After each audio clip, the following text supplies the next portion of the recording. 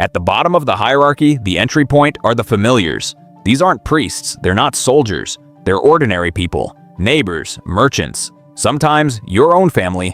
Their job? Watch, listen, report. The Inquisition needed eyes everywhere, and the familiars gave them exactly that. In exchange, they received protection, immunity from prosecution, tax breaks, and the dangerous comfort of being on the right side.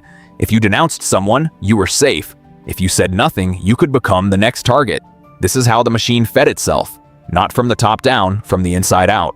Above the familiars, the notaries. Every accusation had to be written down. Every confession, whether given freely or extracted, had to be documented in perfect legal form. Why? Because the Inquisition wasn't chaos. It was a bureaucracy of terror. These men created the paper trail, detailed records, cross-referenced testimonies, lists of accused names. They built the architecture of destruction, quietly, carefully, with ink and candlelight. Some historians argue the notaries were the most dangerous rank of all, because without them, none of it could have been proven. With them, it was law. Now we climb. The Inquisitors, usually Dominican or Franciscan friars, were the beating heart of the machine. Educated, trained in theology and law, experts at spotting inconsistency, doubt, fear. They didn't just accuse, they interrogated. And they had a method. First visit. Gentle, merciful. They asked you to confess voluntarily. The church wanted to save your soul, they said. Confess now, and your punishment is light. A pilgrimage, a fine, maybe a yellow cross sewn onto your clothing, the mark of a former heretic, worn for years as public shame. Second visit, not so gentle. They had a document called the Articuli, a list of specific accusations against you. They read them out loud, slowly, watching your face. Third visit, the room changes. Below the Inquisitor, but essential to his work, the torturer. Officially called the executioner in church records. Here's what most people don't know. The church technically forbade torture, and yet, in 1252, Pope Innocent IV issued a papal bull called Ad Extirpanda. It authorized torture officially, as long as it didn't draw blood, permanently maim, or kill, which sounds like a limit until you understand what they were actually allowed to do. The strappado, your hands tied behind your back, hoisted into the air by a rope, then dropped. Not to the floor, just far enough to dislocate both shoulders. The garrucha, the same, but with weights tied to your feet. The toca, a cloth pressed over your face while water is poured slowly. You can't breathe, you can't stop it. You just drown, slightly over and over.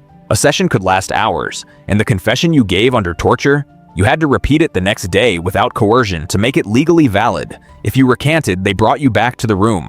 Not everyone accused was guilty of the same thing. That's where the qualifiers came in. Theologians whose job was to classify your heresy. Was it formal heresy? You knew the church's truth and rejected it deliberately. Maximum punishment. Material heresy? You were ignorant, perhaps salvageable. Suspicion of heresy, light, serious, or vehement, each carrying its own sentence. The qualifiers were the architects of your fate. They read your file, studied your words, and delivered a verdict that the Inquisitor was obligated to follow. They never touched you. They never raised a hand, and yet they decided everything. At the top of the national structure, one man, the Grand Inquisitor. In Spain, the most powerful Inquisition in history, this position became synonymous with one name, Tomás de Torquemada. Appointed in 1483, confessor to Queen Isabella herself. A man so feared that even the Pope tried to rein him in and failed. Under Torquemada, the Spanish Inquisition established a systematic process unlike anything before it. Fixed tribunals in every major city, standardized procedures. A network of courts that stretched across an entire empire. He expelled the Jews from Spain in 1492, the same year Columbus sailed. He oversaw thousands of trials, hundreds of executions, and he slept soundly because in his mind, every soul he burned was a soul he had saved from eternal damnation. That's the terrifying part. He wasn't a monster who knew he was a monster, he was a true believer. The trial ends, the sentence is written.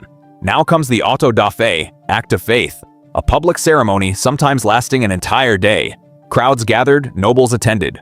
Prisoners were paraded in San Benitos, those humiliating yellow robes and tall paper hats called carrozas.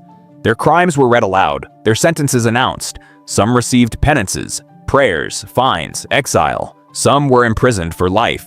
And some, those found guilty of unrepentant heresy, were handed to the secular authorities. The church couldn't execute officially, so they handed you to the state, and the state burned you alive. Relaxed to the secular arm, the document said quietly, bureaucratically, as if they were returning a borrowed book.